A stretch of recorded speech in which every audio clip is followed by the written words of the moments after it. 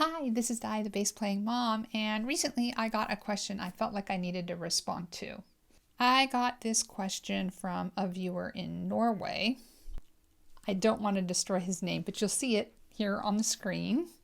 And he said, "This is so fascinating. Do you play a concert then the priest has service, or is this just an Easter concert? How many people come to your church? There were so many people in the crowd. Do you have an altar that you roll onto the stage, or do you not use an altar in the USA? I'm sorry if this sounds stupid, it's just that the church here in Norway is so much different than what I see from your videos." I bet it is different. I think the Norwegian tradition is more like the Lutherans, and we are not Lutheran. I belong to a denomination that practices Christianity a little bit different than you will see in a traditional church.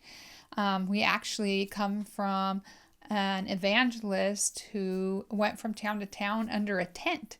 So our traditions are a little different than you might see in a Catholic, Lutheran, or Episcopalian church. So I wouldn't just say this is an American service, but this would be the American service that I serve at. I'm sure there's people who watch these videos from all over the world. I can see your statistics, and I know that your services might be different and Christianity might be practiced differently where you're at. And so I thought I would run through what a typical service looks like for us. I'm in the Seattle area of the Pacific Northwest in the United States, and you can let me know down below, what do you do that's different? Is your practice different? Do you practice a completely different religion? Do you practice Christianity but in a different way? Let me know down below. I think it's really, really interesting to see all the different ways. And even if you're just a gigging bass player who watches these videos because maybe you were a guitar player first or something like that, because these videos aren't in depth, leave a comment down below. Let me know if you do something differently, because I think the whole variety of opportunities, if you're a bass player, are really great. You know, there's that meme that we just saw. By your second bass lesson, you have a gig. And so you could end up gigging at a church and not even be a person who usually participated in that kind of religion even. So I am just a volunteer. I don't make the decisions about what we do, and I only know why we do some of the things. And so I'm mostly just going to show you, hey, this is what we do.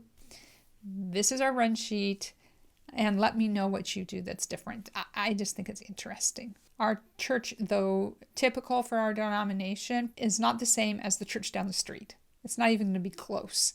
And so I can just give you my church as an example. One big change that we've seen in our services is that they are live streamed now. We did not live stream before the popular sickness, but when services were really limited, we started the live stream. We already used cameras in our service. Our worship center, which is what we call the sanctuary, the big auditorium at our church, it already had screens on either side of the stage. And we already had 2 cameras in the back of the room that were projecting onto the side so that you could see the people that were on the stage more close up. That's because we have a really big room. It seats roughly 1,300 people, and since the popular sickness, those seats aren't always full. We have 2 services, but of course we have people who are watching the live streams live, and then people who watch it later. It was a real advantage that we already had a couple cameras. They actually had to move them closer, so they're a little more center in the audience. Then we have 2 other cameras, one that is down in the audience on stage left, and then one that's also stage left, but it is back behind the drummer and can shoot the back line of the musicians. Those are live edited. We call it switching. So we have someone who switches in between those 4 cameras. Oh, except for every once in a while, there's one up in the balcony. I think there's a secret camera. They can get different shots throughout the service, and the switcher is live switching between cameras. That means that we have a recording of the service. We can watch along, and I will let you know what's happening. Here's our configuration. So we have the streamed service and the order of service. At the beginning, there are a series of slides that are going by, and then there's a countdown. And it'll count down the last 2 minutes before the service starts. That's also our cue backstage. We have a screen. We can see what's happening on the live stream, and that's our cue to go get set up on the stage, get my in-ears in, get plugged in to the monitor, get plugged into my bass, get my strap over my shoulder. So sometimes this takes me more than the 2 minutes. And so I have a tendency to come out a little bit before 2, and then the rest of the band and singers will come out and be ready at that 2-minute point. Then we'll start to play a prelude at 0, which is just some soft chords, usually the chorus of the first song, and we'll play that behind the speaker who is welcoming everybody to the service. Oh, and here you can see the size of the room. You can see where the screen is up above where the speaker is. And you can see our lights. Oh, we have some nice lights right now. Our stage configuration changes at least once a year, and this is the setup we have currently. I think before the popular sickness, this room would be a little more full. But this is how it is right now, as people are still a little nervous and there's a lot of people that still haven't come back to church. This is one of our more recent setups where I'm actually behind the speaker. That's not awkward. I don't necessarily have that mic turned up, so I'm listening to a band director. We have a band director, and that's a person with a microphone that is not going out into the auditorium, and they can say things to us so we can hear it in our ears, like, go through the chords one more time, stay on G, or we're going to go to the 1, and we'll hear some cues from that band director. So we will hear in our ears a guide telling us when to start the first song. They will say intro 1, 2, 3, 4, and then we'll also hear a click. So there's a metronome in our ears. Click, click, click, click, click, click, telling us what the rhythm is for the song as we're going. So that is throughout the entire set. We will be able to hear that. Before the popular sickness, we would have played 4 songs. Since we play 3, I think they needed to shorten up the time to do the live stream. We have 2 services, one at 9 a.m. and one at 10:30. So the 9 o'clock service needs to wrap up by 10 o'clock in order to have enough time to stop the stream and reboot the new stream for the 10:30 service. And so to tighten things up, I think the sermons are a little bit shorter, and the worship team just does 3 songs instead of 4. Now, sometimes we come back and do a song at the end. We have someone singing lead, but she is not the music director. The music director here is the gentleman in plaid in the back. You can see his microphone. He is singing along with the music, but he is also going to give us cues through that microphone. That microphone doesn't go out to the house. You can see he has a computer set up that has the pads, the different sounds that the keyboard can make. The band is consisting of a worship leader, and that person may or may not play guitar or piano at the same time that they're leading. Background vocals, so people that sing with the worship leader, usually breaking up the song into singing parts. Keyboard and acoustic guitar, which may be played by the worship leader or may be played by someone else. Electric bass, and a drum kit. We may or may not have an electric guitar player. It just depends on if we have enough people that week. In our church, we don't play in bands. We are just scheduled week to week. We know about a month in advance when we're going to be playing. I know right now almost 2 months in advance when I'm playing. So they've gotten ahead.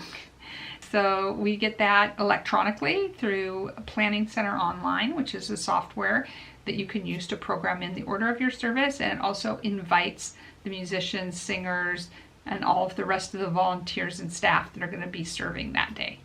So we will do the 3 songs. In this set, we did 2 because we had communion.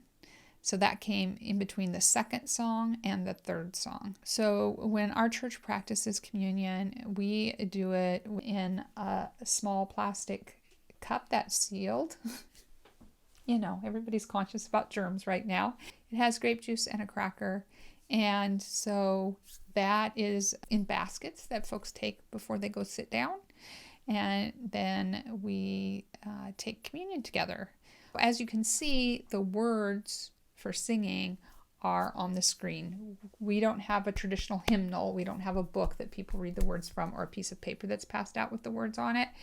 The words to the songs are actually on the screen where people are seeing the projection of the service, and then that means they're also available for people to see when they're watching online. These words are tied to the track that we hear in our ears, so the words change with the rhythm of the track in that same computer. And now we'll do the last song now that we've taken communion. We go into highlights and generosity. So these two folks have come up. They're planned to talk to us. They're going to say a prayer after the worship service. And then they're going to talk about the highlights. So those are the things that are coming up in the life of the church in the next month or so, the things that folks need to sign up for and all of those opportunities. And then they're also going to talk about generosity. We don't collect money by passing a plate anymore since the popular sickness. Instead, folks can text to give. They can mail a check. There are boxes in the back of the room. Our church doesn't require that folks give. Folks are just encouraged to give. So now the slide comes up to please silence your cell phones, and there is a service bumper. Service bumper is a video with music that advertises that sermon series. Our denomination does not mandate what the message is about, what Bible verses we're covering, or what songs we're singing. And so those are decided by the individual congregation, and by the staff decides what's going to be sung and what's going to be preached on. This is one of the church pastors. You can see his pulpit is not a huge, big pulpit. We don't have an altar in our tradition. And so that stage is viewed as the whole altar area. Pulpit looks more like a music stand. It really is just a big modified music stand looking thing. And we've had that one forever. I would say 15 years maybe. I don't think they wear out, do they? So we have a full soundboard in the back of the room. It's a digital board. We have individual monitor controls so we can control what we hear in our ears. And there's lights on the stage that are controlled by a light board. The sound and light boards are both there in the sanctuary where we meet that we call the worship center. There's a whole other room that controls the live stream and then production and switching and things like that. So there's a lot of people volunteering and working to pull all of it off and make it all come off seamlessly. We don't have a priest in our tradition. That is because we believe that the only person coming between someone and their Heavenly Father is Christ Jesus. And so we don't have priests in our tradition. We just have pastors. We refer to them as shepherds. So they shepherd us. We're like sheep, and they kind of try to direct us in the way that we should go. So you can see that both myself and the guitar player have pedal boards, primary pedal being the tuner.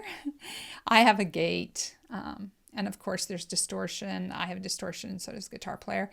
But right now, we're not using any amplifiers on stage. I think the idea is to have no bleed. So we don't have any sound bleeding. They're able to put the Bible verses up on the screen so people can see them. The points of his outline, it's like an essay, are also put up onto the screens and on the live stream. There is a response. The pastor can choose to have musicians come out and play a response song. And then he finishes up with the closing prayer. Then there is a benediction, which is a little more traditional to have a benediction, right? And then there'll be some music that is played over the overhead and on the live stream. The live stream will go back to the rotating slides, and the service will end, and the live stream will end.